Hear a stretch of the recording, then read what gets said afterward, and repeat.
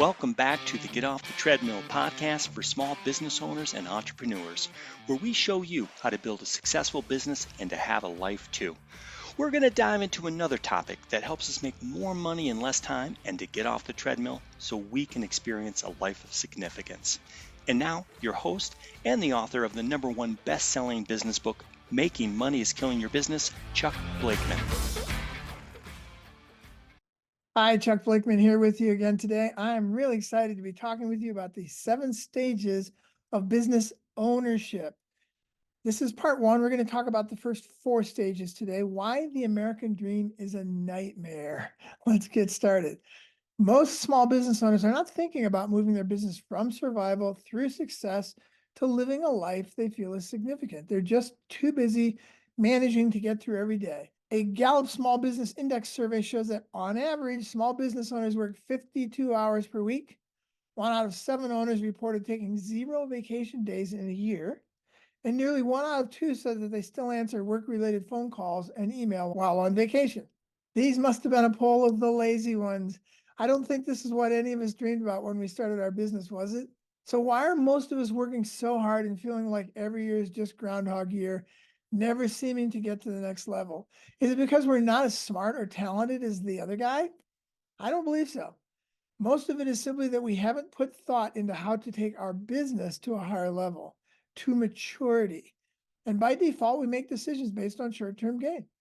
Most of us could pretty easily identify a, quote, stage of life, unquote, that we might be experiencing, like birth, childhood, graduation, get a job, find a spouse, have kids, or be the aunt that spoils the kids, produce, retire. But we have no idea what stage of business we're in. As a result, the Random Hope strategy of business guides everything we do. I'm going to work really hard, and I hope something good happens. We work relentlessly with no clue what stage of business ownership we're really in. So if we want to be intentional about getting somewhere in our business, we need better guidance about where we are, what stage is next, and what we need to do to get what we want. So the 7 stages of business ownership describes how the business is affecting the owner, which in my mind is the only sensible measure of success for a privately owned business. As I mentioned in this podcast, we'll take a good look at the first 4 stages of business ownership, because these are the 4 that teach us how we got on the treadmill and how we became hostages to our business. Stages 5 through 7 are the ones that get us off the treadmill. So we'll walk through them in the next podcast. Let's look first at stage 1, startup. This is the stage everybody dreams about. We envision the future with bustling streams of customers coming in and out of our shop and creating rosy spreadsheet projections to reflect that. On paper, the business model is unassailable, and we can't wait to get started. Stage 1 has a sense of euphoria for starting to act in your dream. Dreamers talk, visionaries walk, and you've taken that first big step toward the journey. So the operative emotion in stage 1 startup is what? Fun. Building spreadsheets that show how much we'll make if we ever do anything. Researching providers, learning who your market might be. I've done it 13 times now, and it's all great fun. It's a great stage and should be relished, but not for long. Startup isn't something you want to drag out. Get through it as quickly as possible. In fact, get through every one of the 7 stages as quick as you can. There's no timeline. I've seen a few businesses go from stage 1 to stage 5 in a year. And also, I've seen business owners hang out in a single stage for years. So get moving and stay moving through all the stages. Very few business owners expect their business to support them right out of the gate. More often than not, income from outside the business gives the owner a false sense of security in stage 1 and a lack of real intentionality to build a business. We assume it's supposed to be this way, and if we rely on some of the really awful advice we get, we're told it could be 18 to 24 months before the business ever breaks even. So we take that 18 to 24 month window and use every bit of it, burning through outside money like there's no tomorrow and feeling just fine about it because it's supposed to be this way. It's a self-fulfilling prophecy. But once again, you get what you intend. And if you intend to get through the stage faster, you are much more likely to do so. A great friend of mine and fellow business advisor in Virginia, Eddie Drescher, told me about one of his clients who had one fitness franchise open and was about to open another. The national franchisor had told him it would take 12 to 18 months or even longer to be profitable because that's how long it took them. And that's exactly what this guy experienced opening his first location. But as he was about to open his second center, he told Eddie about this, And Eddie and his 3 to 5 Club mastermind group immediately challenged him, saying, "Who made that rule?" After talking through it at length, they decided to shoot for profitability in the first 3 months. It was crazy. Instead, the location turned a profit in its first month and stayed close to break even or a little less in the following few months before regularly breaking even inside of 6 months. Rather than burning cash for 12 to 18 months because he was supposed to, he intended to do something much better, much sooner, and he did so. The irony of all this is that the franchise then sent him around the US teaching people how to get there fast. His advice, you got it, was to ignore what the franchisor was telling them and set their own timeline. You get what you intend, not what you hope for. So let's talk for a moment about speed of execution and how it relates to stage one and really all of the stages. I believe strongly that the number one indicator of success in an early stage business is not how good your product is or how smart your marketing is or your uniqueness or your funding or any of those traditional ideas of what make for success. The number one indicator of success in an early stage business from research I've studied, my own experience, and the experience I've witnessed in hundreds of others is simply speed of execution. Think of that successful business owner who seems to turn everything they touch to gold. Almost certainly they are people who, when they get an idea, move on it almost immediately and then use the data to course correct after they get moving. Most of us spend way too much time collecting data, thinking, researching, and planning. We would be better off getting a very basic plan in place and acting on that, and then perfecting as we go. So let's not fall prey to the mindset that stage one startup is supposed to last until we have a perfect plan. Move on 80% or less of what you think you need to start because you'll only get the other 20+% after you get moving. And then get very intentional about getting your business through startup as quickly as you can. So how do we know we've moved into stage two, survival? Two ways. First, because we have paid our first invoice, and so more money is going out than coming in. We're unprofitable. That's the first indicator you are in stage two. You're losing money. Second, you're starting to get squeezed for time as well, not just money. Stage two survival saps us of both time and money, not just money. And the operative emotion in stage two has changed from the stage one mindset, what fun, to a new mindset, I didn't think it would be this tough. As I mentioned, I built 13 businesses, and in every one of them, I ended up feeling this at some point early on. I didn't think it would be this tough. As Mike Tyson said, the heavyweight boxer, everybody has a plan until they get punched in the mouth. You will get punched in the mouth, and it will probably happen first in stage two. It's not if, it's just when. So be like the stream running downhill when it runs into a beaver dam. It doesn't get emotional. It expected to get punched in the mouth. Instead of whining or getting emotionally flooded, pun intended, it expends all its energy figuring out how to push through the obstacle.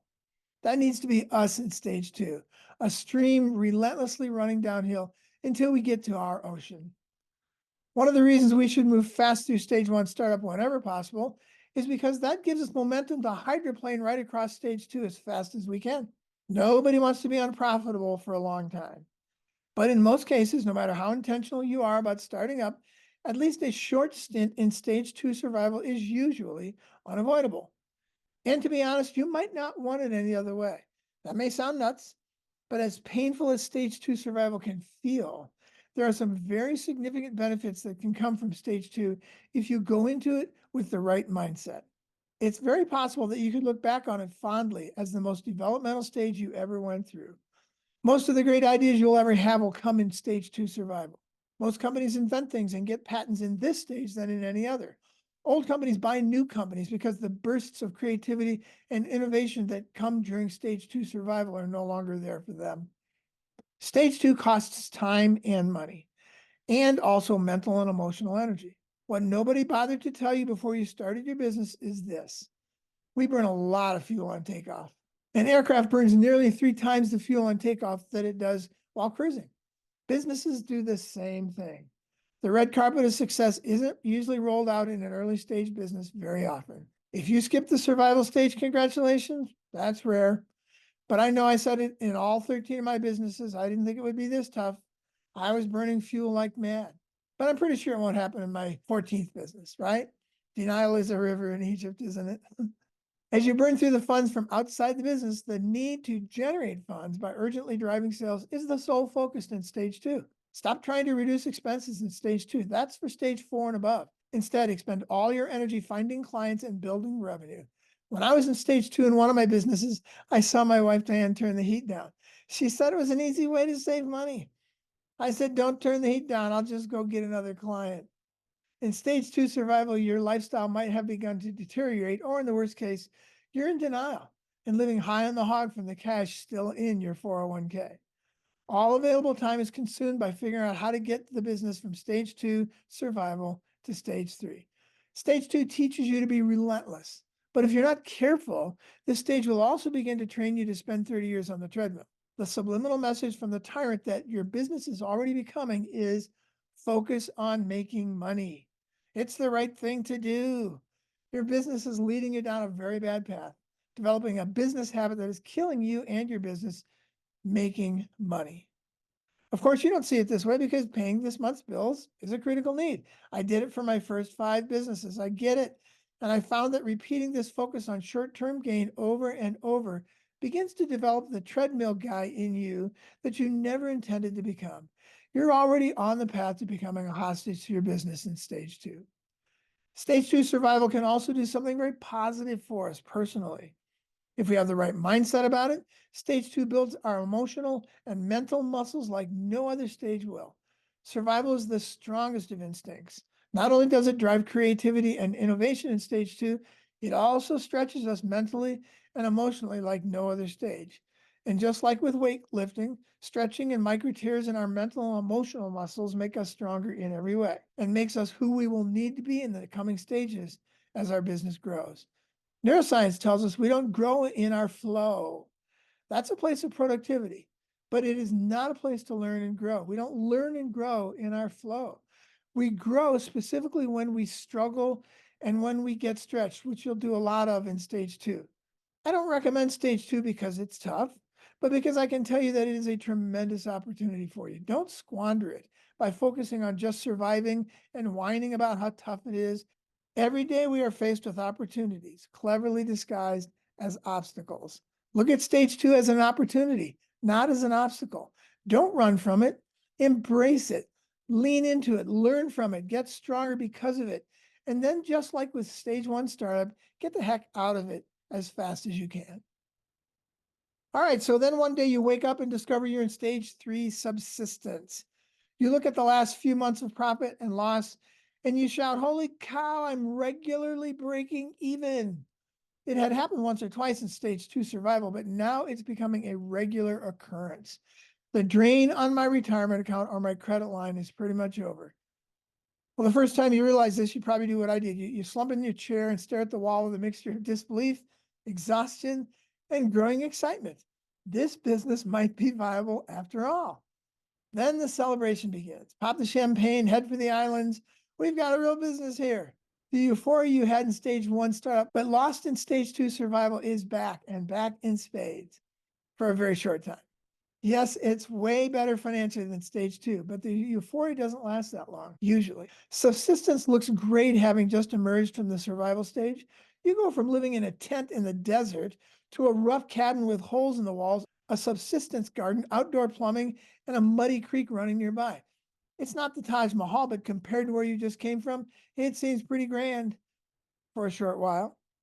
In stage three subsistence, you're not bleeding financially, but your lifestyle isn't going to improve right now either. And it's likely you're spending even more time in the business, but definitely not less. Fancy vacations or even any vacation may be out of the question in stage three. The business is just too fragile. It seems that if you even sneeze, you might lose a customer and end right back in stage two. In stage three subsistence, the emotions shift from, I didn't think it would be this tough, to the full realization you're on the treadmill with the emotion-filled statement, if I stop, the business stops. But that's okay. We'll take breaking even over bleeding.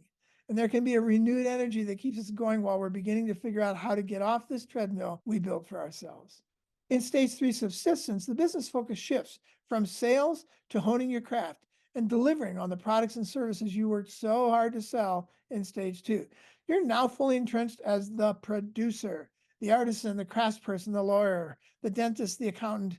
the wealth manager. You're cranking it. Unfortunately, the tyrant that is your business is still teaching you bad habits in stage 3.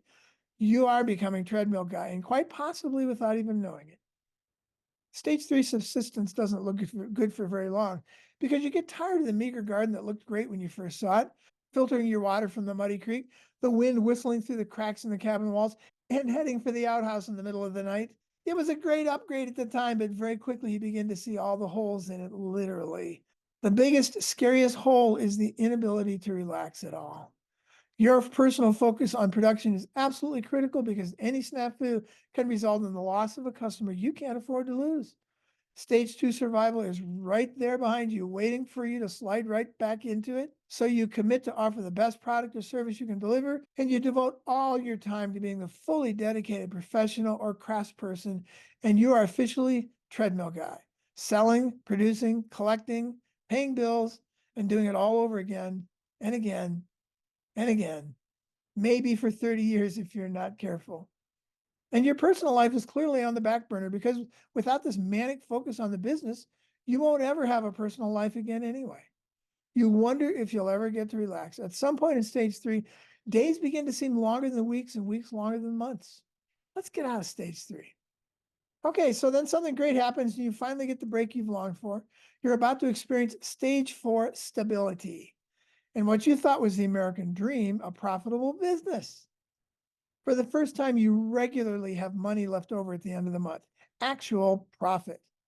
Accountants call that leftover money profit. I call it freedom money. Remember, by our definition, freedom is the ability to choose, and profit is the only money you get to choose what to do with. The rest of it is all spoken for by bills, which includes your own salary. Freedom money is what is left over after you pay yourself and all the other bills, and is yours to do with as you please. Reinvest it in the business, buy a hot tub, or save it to buy a building. In stage 4 stability, the owner's lifestyle has improved dramatically. A new car, vacations, usually still short ones to begin with, piano lessons for the kids, it's all coming back into reach. The operative emotion in stage 4 stability shifts from what it was in stage 3 survival, which was, if I stop, the business stops, but that's okay, to some well-deserved joy from a few months to even a few years. But over time, for the most of us, we begin to feel some quiet desperation. And the operative emotion settles in as, I'm beginning to feel like a hostage to my own business. At some point, for most of us, it is no longer okay to be a hostage in our business. We want something more. Owning a profitable business is what we're all taught as the American dream. A stage 4 stability business owner can even take home millions. Stage 4 can be a crazy and wonderful time. Your newfound profit distracts you for quite a while from seeing any problems with remaining in stage 4. And many business owners never realize stage 4 stability has made them hostages to their businesses and permanently on the treadmill. So I can understand why we never wake up enough to move through stage 4 stability to real freedom in our businesses. You've moved from that rickety cabin to a beautiful house with indoor plumbing and a grocery store in the corner. They even deliver. The lifestyle you've created for your family is great. You're realizing the American dream. You've got money, friendly neighbors, and a humming business that keeps the whole thing afloat. You can buy that hot tub and afford to lose money while you're on vacation a couple times a year, but something is missing in stage 4. You're not really getting the full enjoyment out of the American dream because of that missing thing. There just might be a bit of nagging emptiness in stage 4. Over time, you might begin to realize that what you imagined when you started the business looks a lot like the lifestyle your spouse and kids are enjoying. But the constant nagging of the business for your attention prevents you from fully enjoying it like you should. The business is dependent on you in too many ways, and even if you do get away, you're greeted by a pile of problems when you get back. Stage 4 has a lot of money in it, and you still don't have any time. Weekends and the few short vacations you get seem to be times to just recharge so you can head back into the week with some energy. But spending your downtime just to recuperate for work wasn't what you dreamed of when you started your business. You might begin to wonder if you build a business or built yourself a job like the one you left when you first dreamed of freedom and the ability to choose. Most stage 4 stability owners are only business owners by government definition. But in reality, they are just income producers who might have riches, but not true wealth that only comes with the abundance of free time to use those riches to build a significant life. You may not see that you're trapped yet. The riches, the bling, it's all very distracting from reality that I'm a fancy, rich hostage to my business. I have experienced that there are two simple reasons why most business owners never get out of stage 4 stability. First, the business taught you that making money should be your primary focus in the first 3 stages. In the first 2 stages, this tyranny of the urgent had you focusing on making sales, and in the next 2 stages, it had you focusing on producing, being the craftsperson, all because you needed to make money to pay the bills and turn a profit this month. The second reason that we're stuck in stage 4 stability, when you finally get tired of sending your family to the boat on your way to the office, you look around and you see that other seemingly successful business owners are all doing the same thing. They're hard workers who spend more time at work than the other guy. If you want a successful business, their example teaches you that you have to spend a lot of time at work too. The business owner who seems to have a lot of free time and a light heart seems to be a rarity, even if you know one. So they must be the lucky exception. You think what you're experiencing must be normal. So again, quiet desperation might begin to set in. I feel like I'm on a treadmill and I don't see a way off. The business hasn't taught you how to get off the treadmill, and other business owners around you don't seem to be any different. Subconsciously, you may become a hostage to your business with no end in sight. You begin to wonder if this is just the way it's supposed to be. So you might ask, why do I keep using the analogy to being a hostage? I think it fits. A prisoner, which is different than a hostage, may not control a lot of the present, but even a prisoner controls their future. They know what the rules are while they're in prison and exactly what to do in order to become free. There's a date to look forward to when things will be very different. Not so for being a hostage to your business. When you're a hostage, the rules are unclear or always changing, and the prospect is endless captivity, never knowing when it might end, or worse yet, how it might end. When we as business owners focus on making money, we have no idea where we're going. And therefore, by default, we can't possibly know what the rules are for getting there. Unlike for the prisoner, the rules seem to be set by others. They're always changing, and there's no end in sight. And beware the allure of stage 4 stability. Having experienced stage 4 many times in my businesses, I believe it's the most dangerous stage for the business owner personally. It's the first stage where you finally have something to protect. Riches, ranging from minimal to lavish. You've sweated bullets to get here, and the urge to escape any future risk that you experienced in stages 1 through 3 to get to another higher, better stage, it just keeps you here for the rest of your working life. Or worse yet, most of us don't even realize there are other stages beyond this. This is the American dream. You believe that stage 4 is the pinnacle of success. You're profitable. What more should you want? The only thing left to do is to see how much more money you can make than the business hostage next door to you. It's truly the most dangerous stage, as evidenced by the fact that almost every business owner stops here, not because they have to, but because they choose to. Without meaning to, you have become treadmill guy. There's hope. There's a way off this treadmill. And my experience is that almost every business owner who has seen the way off and embraced the principles, practices, and tools to get off the treadmill end up moving from hostage to real freedom in their business, not from it. As you've been listening, you may be thinking about one business owner you know who seems to have a light heart and a quick step and who can get away from work regularly. And when she does, she seems to enjoy the time rather than spending it trying to recover from work. You keep dismissing her as an exception. And frankly, that's exactly what she is, but it doesn't make her a freak. She's actually quite normal. And the overwhelming majority of business owners who have stalled out in stage 4 are not normal at all. They're just average. She's normal.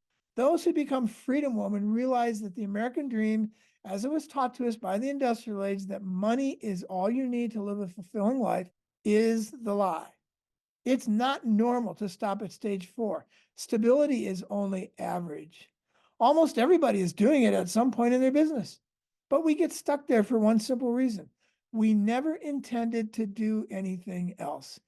We bought the lie. We intended to make money, and that is exactly what we are doing. Remember, asking the right question is 90+% of the answer. And the right question to ask is, how do I build a mature business that makes money when I'm not there? So far, you've probably focused on the wrong question like I did for 5 businesses. How do I make money? Well, let's become freedom moment. You can escape the tyranny of your business and become normal too, if you'll just change the question in your head. So in the next podcast, we'll look at stages 5 through 7, and it's all about finding freedom by changing one question in your head. We'll call it the big mindset shift, and I'll see you there. That wraps up another episode of the Get Off the Treadmill podcast. If you found this podcast helpful, please subscribe and hit the like button to ensure you are receiving the latest tools you need to grow your business and to get off the treadmill.